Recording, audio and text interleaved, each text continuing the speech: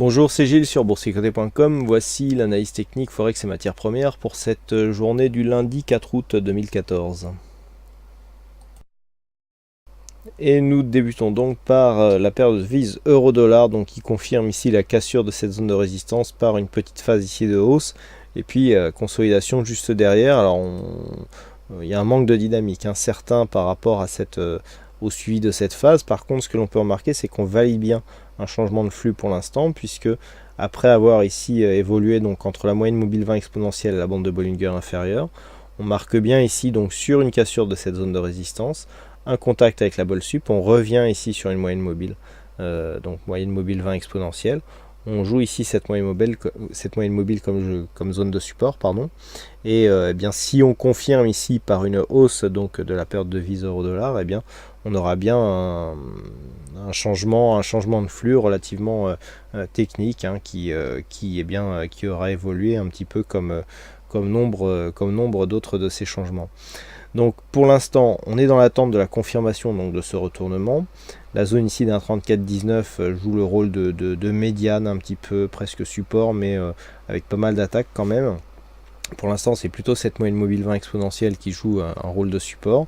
Donc sur une confirmation ici du mouvement haussier avec une cassure d'un 34,40-50, eh bien on validera une continuité du mouvement haussier avec donc un retournement de la tendance court terme.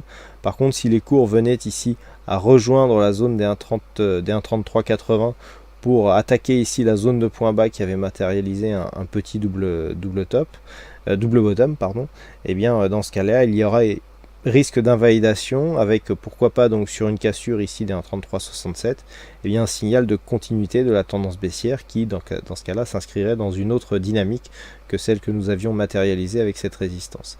Donc zone à surveiller ici 1,3367 pour valider la poursuite du mouvement baissier court moyen terme, ou alors un retournement qui se matérialiserait suite ici à cette première dynamique et retour sur moyenne mobile par une rupture haussière du plus haut de cette bougie qui se situe à 1,3445. Sur la paire de devises dollarienne, eh bien, nous avions ici une phase en double top quasiment, qui avait été validée ici sur un retour sur le retracement des 38,2% de Fibonacci. Suite à cela, on est revenu chercher ici aujourd'hui donc la zone des 102,70. C'est relativement net, après avoir donc utilisé cette zone qui est une zone qui est tracée depuis très longtemps, puisque c'est une zone que l'on retrouve ici comme résistance de la phase d'évolution en range. Eh bien, cette zone donc s'était transformé en support, et puis sur la rupture donc qu'a connue la paire de devises vendredi, eh bien il y avait un début d'invalidation. Quoi qu'il en soit, je vous avais dit qu'ici sur cette consolidation on ne revenait que sur le retracement des 38,2% et que rien n'était perdu. Sauf qu'aujourd'hui, on remonte bien effectivement à partir de ce point, mais on vient valider un contact ici sous cette zone des 102,70 qui du coup redevient résistance. Donc on a ici une séquence avec cette zone qui est support, cassure, et donc cette zone qui devient résistance. Donc là, d'un point de vue court terme, on s'inscrit dans un début de tendance baissière. Donc pour l'instant, par rapport à la tendance de base ici, on est sur un retracement à 38,2%, donc il n'y a rien d'exceptionnel. On est toujours sous l'influence de cette dynamique haussière. Par contre, ici, sur une rupture de cette zone des 102,33, eh bien, on pourrait venir affaiblir donc cette dynamique haussière, puisqu'il y aura un retracement supérieur aux 38,2%. Donc sur cette zone des 102,33, tant que les cours ici viennent rebondir sur cette zone, on peut assister à un retour de volatilité, donc à une confirmation haussière qui serait validée par un dépassement des 103,09 yens pour 1 dollar. Par contre ici sur une rupture des 102,33, eh bien nous aurions un signal d'affaiblissement dans un premier temps, puisqu'il y aura un objectif qui se dessinerait entre 101,85 et 102,09 qui sont respectivement les retracements de 61,8 et 50% de Fibonacci. Et bien sur une rupture des 38,2, ça serait cette zone qui deviendrait l'objectif de consolidation de cette tendance.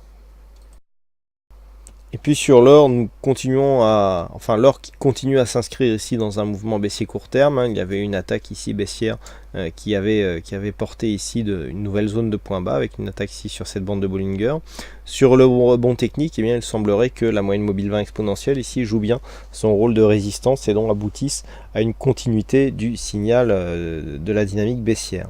Point de vue des indicateurs, c'est relativement neutre, hein. On croise ici sur le stochastique, donc on vient annuler la dynamique haussière qui était en cours sur donc le rebond technique, confirmé ici par le MACD qui repasse sur une trajectoire négative, et un RSI donc qui s'était porté ici en zone neutre et qui redescend vers sa zone de survente. Donc pour l'instant, nous étions ici vendredi sur un rebond technique, dont la zone ici des 1295 $ l'once a joué le rôle de résistance, mais ceci conjugué à la présence de la moyenne mobile 20 exponentielle, eh bien, aboutit à finalement une continuité du mouvement baissier, puisque on n'arrive pas à enclencher ici un mouvement haussier de fond qui viendrait casser ici cette zone de résistance. Donc pour l'instant, les cours sont en train de repartir à la baisse.